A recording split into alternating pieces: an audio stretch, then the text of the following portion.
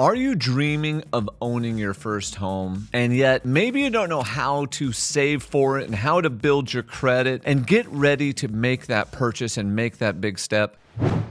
In this video, we're going to go through how to save for the down payment to purchase a home, how to get your credit ready to rock and roll so you can get on the property ladder and stop making your landlord rich in the next year. And by the end of this video, I want you to feel confident that you have a plan and a way forward for you to be able to accomplish this. 70% of Americans own a home and about 30% of them rent. The problem is with Gen Z, the newest cohort coming in to purchase a home, they are owning a home at a lower rate than the generations before. So the baby boomers have the highest home ownership. Then all of a sudden with Gen X, it's a little bit lower. Then with the millennials, it's a little bit lower. And now with Gen Z, it's not starting off great. Now we realize some of them are not ready to purchase a home yet, but we got to do what we can to get you guys into the property ladder. Owning a home is one of those cornerstone American dreams.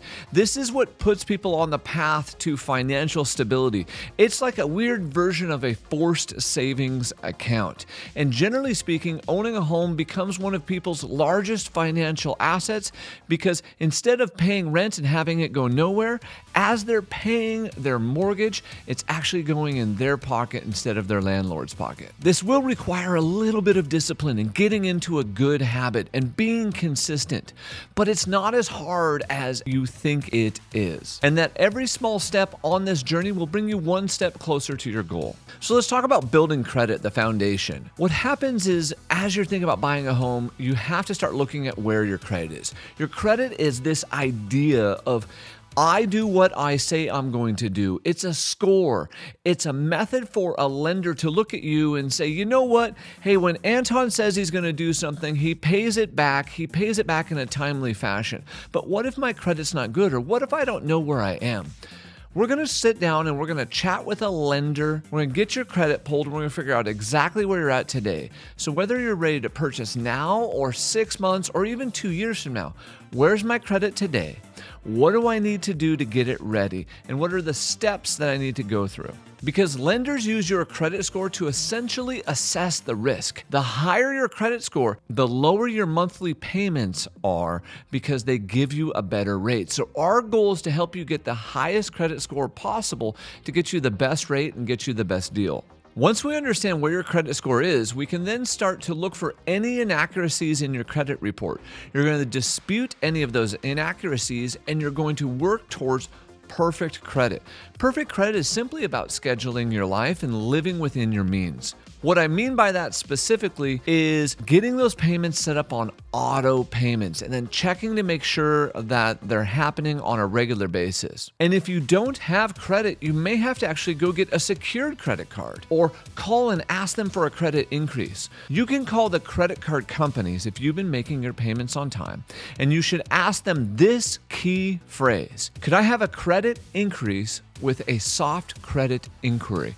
In other words, I don't want you to pull my credit, but based on my history with you, would you increase my credit limit? The more credit you have and the less that you are using, the higher your score. So you want to keep your total available credit. If you have $10,000 in available credit, you only want to have about $1,500 on those credit cards. If I've got $5,000, what I need to do is I need to call and see if I can get my credit limits increased, or if I can get another credit card open, because they look at total available credit and then the amount that you're actually using and your payment history. The next thing we got to do is we got to set up a really smart saving strategy. Saving strategies for me and probably for most Americans, we've got to put it on autopilot. You've got to put it where your check comes in and then 10% of the check goes into a complete separate savings account, and that's for your future down payment on a home. It's not tied to your checking, not tied to your normal. Matter of fact, I even had to, when I was first starting, it went into a separate savings account in a different bank that I didn't have a debit card for, I didn't have a checkbook for. So put little checks and balances in your way to prevent you from spending the money. If it's not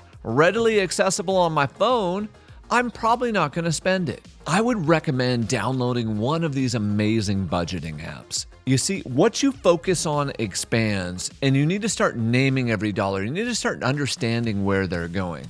And so you download the budgeting app and you start looking at, where is all my money currently going? What frivolous items could I cut out of it? And generally speaking, what we see with our first-time home buyers is we have too many subscriptions, and we're spending just a little too much money on eating out, going out, coffee, and then, maybe clothes and things like that. It's okay. We're all human. All I'm trying to do is get you to reallocate some of that money you're spending towards the down payment of the property. And these budgeting apps will help you track that and identify those opportunities. You need to also set up an emergency fund. You should have anywhere between 3 to 6 months of your living expenses set aside for the just in case, the emergency thing that's going to pop up. Pick a number, 10% or $200. You say, $200 is never going to get me a home, Anton. But what it is more about doing it every week. It's building the habit. It's building the muscle. It's making it a part of what you are and what you do. And then over time, you can increase the amount that you're saving. In the beginning, the actual habit of doing it weekly is more important than the dollar amount. Now that I've started saving some money, now I can actually start looking at what I'm doing. So I've cut some of my expenses.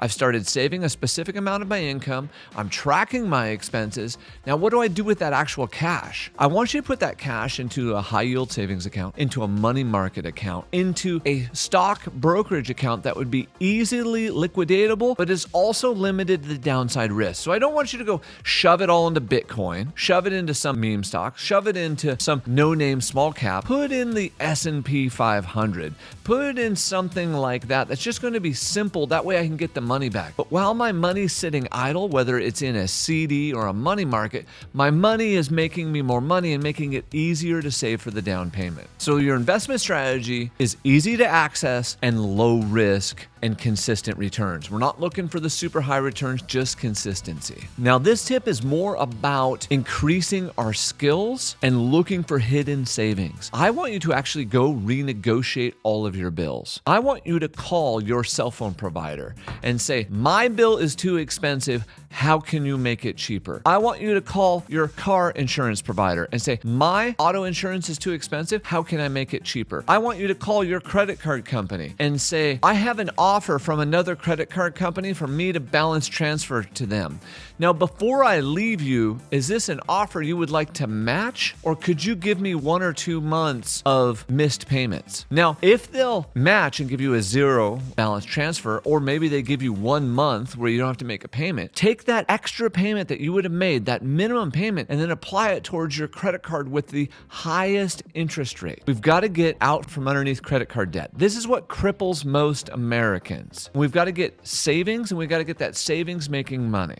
As I'm renegotiating those bills, and let's say I saved $20 on my cell phone bill, I'm now going to take that $20 and I'm going to auto siphon that right over to that bank that I don't have a debit card for. That way it's going up consistently. And now we're to the exciting part. We're going to start taking massive action. Step 1, I want you to go talk to your family members, mom, dad, brother, sister, uncle, and dear Aunt Tilly, and try to find someone who would help you with a down payment or possibly co-sign for you. Now, it doesn't mean this person exists in your life, but you would be surprised. I would say 15% of the homes that we sell to first-time home buyers, there is a co-signer or someone helping with a down payment. The odds are in your favor. Yes, it's going to be uncomfortable, and it's not always a pleasant conversation, and most people are going to tell you no, but I need you to ask. 2, you're going to make a written map, a road plan, and you're going to start writing affirmations about it. I was speaking with a gentleman today, and he wants to own a home in 25.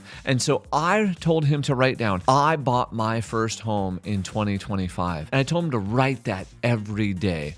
And I told him to put a picture of the home he wants right on his phone. He's writing about it. He's emotionally drawn to it. He's made a plan, and then you're going to start working that plan on a consistent, regular basis. Once I know the payment I'm looking for, the price, and the amount I save, and how much I can save every month, month, I can create a roadmap to be there in the next 6 months, to be there in the next year, the next 2 years, 5 years. It doesn't matter what it takes. You've got to get on the path. And realize when you're on this path, I need you to stay persistent. I need you to stay resilient. Because what happens? It's the same thing that happens in every goal. Things will derail you. You're going to have to dip into your emergency fund. Unknown things are going to pop up, unknown expenses. And you're looking for progress, not perfection. You're looking about staying on the path until you hit the goal. Because the hardest home you're ever going to buy will be your first one. And then the amazing conversations we're going to have later on, a few years later, will be about keeping that one as a rental and buying your second property. I'm Anton Stetner with RESG. I hope you like this video. Please hit the subscribe button and share it with someone else who needs to see this. If you have any questions about the process, feel free to hit us at RESG.com and drop it in the comments below.